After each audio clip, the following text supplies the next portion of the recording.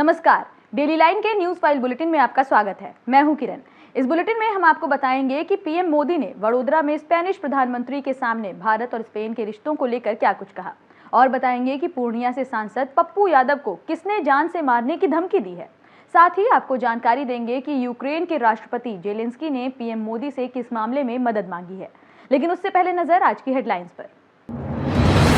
PM Modi ने Spanish प्रधानमंत्री के साथ वडोदरा में किया रोड शो। एयरक्राफ्ट प्लांट के उद्घाटन के बाद बोले पीएम मोदी, हम भारत और स्पेन को साझेदारी में दे रहे नई दिशा।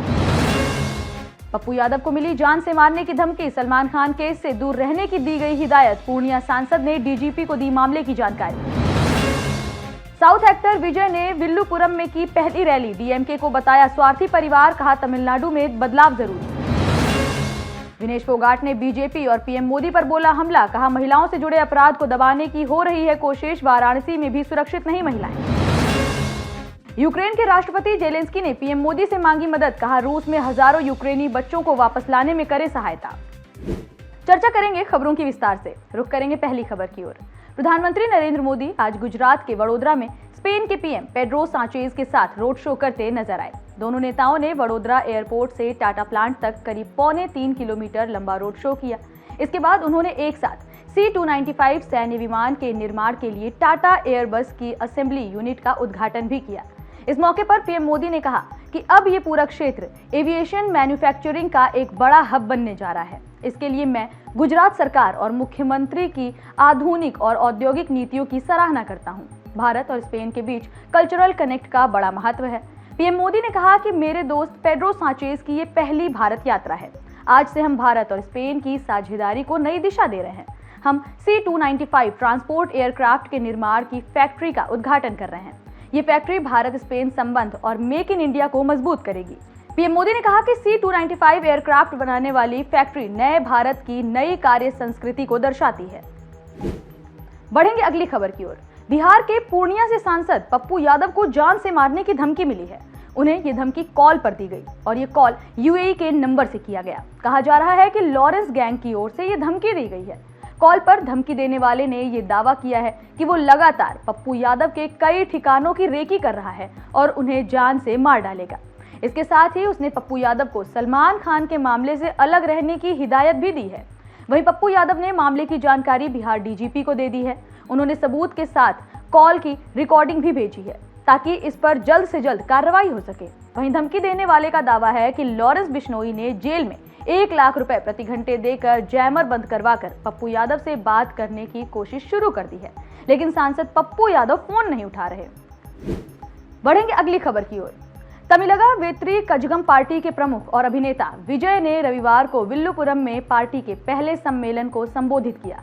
इस मौके पर उन्होंने कहा कि तमिलनाडु में बदलाव की जरूरत है। विजय ने डीएमके का नाम लिए बिना ही उसे स्वार्थी परिवार की पार्टी कह दिया।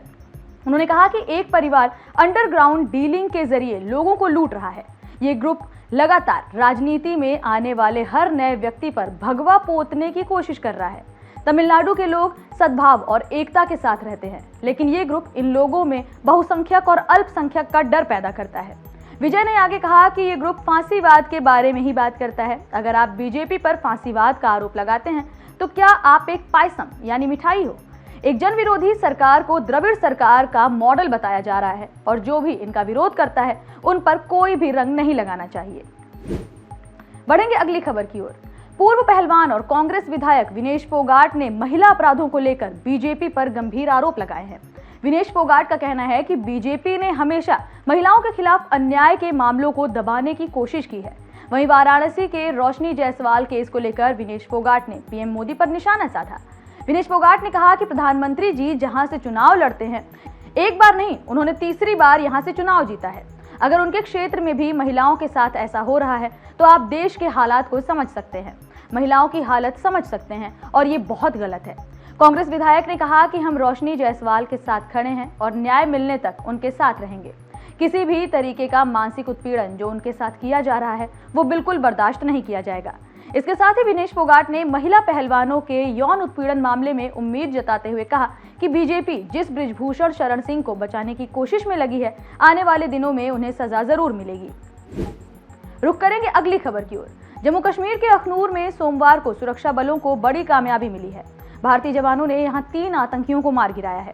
आज सुबह एलओसी के पास आर्मी एम्बुलेंस पर फायरिंग करते हुए ये आरोपी जंगल में भाग निकले थे, जिसके बाद सेना ने इलाके को घेर कर सर्च ऑपरेशन चलाया। वहीं 5 घंटे की मशक्कत के बाद सुरक्षा बलों ने तीनों आतंकियों को ढेर कर दिया। सुरक्षा बलों ने बताया कि आतंकवादी भट्टल इलाके में मौजूद जंगल से लगे शिव आसन मंदिर में मोबाइल ढूंढ रहे थे। उन्हें किसी को कॉल करनी थी।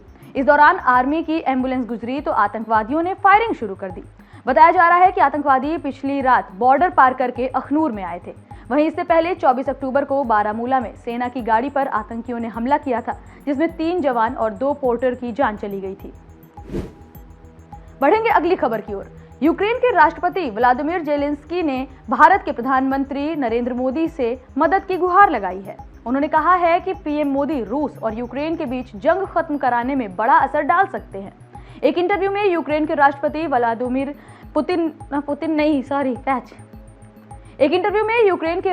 जेलेंस्की ने कहा कि वे चाहते हैं कि दूसरा यूक्रेन शांति सम्मेलन नई दिल्ली में आयोजित हो। अगर पीएम मोदी चाहें तो वे ऐसा कर सकते हैं। जेलेंस्की ने आगे कहा कि मोदी आबादी और अर्थव्यवस्था के हिसाब से एक बहुत बड़े देश के प्रधानमंत्री हैं। किसी भी जंग को रोकने में भारत और मोदी का बड़ा असर हो सकता है। जेलेंस्की ने आगे कहा कि रूस ने यूक्रेन के हजारों बच्चों का अपहरण कर लिया है। हम चाहते हैं कि पीएम मोदी यूक्रेनी बच्चों को वापस लाने में भी मदद करें। पीएम मोदी पुतिन से कह सकते हैं कि मुझे सिर्फ 1000 यूक्रेनी बच्चे दे दें, जिसे यूक्रेन को हम लौटा सकें। अगर मोदी ऐसा करेंगे तो हम अपने ज्यादातर बच्चों को वापस लाने में सफल हो सकते हैं। फिलहाल इस बुलेटिन में इतना ही। देश और दुनिया से जुड़ी तमाम खबरों से अपडेटेड रहने के लिए बने रहिए डेली लाइन के साथ।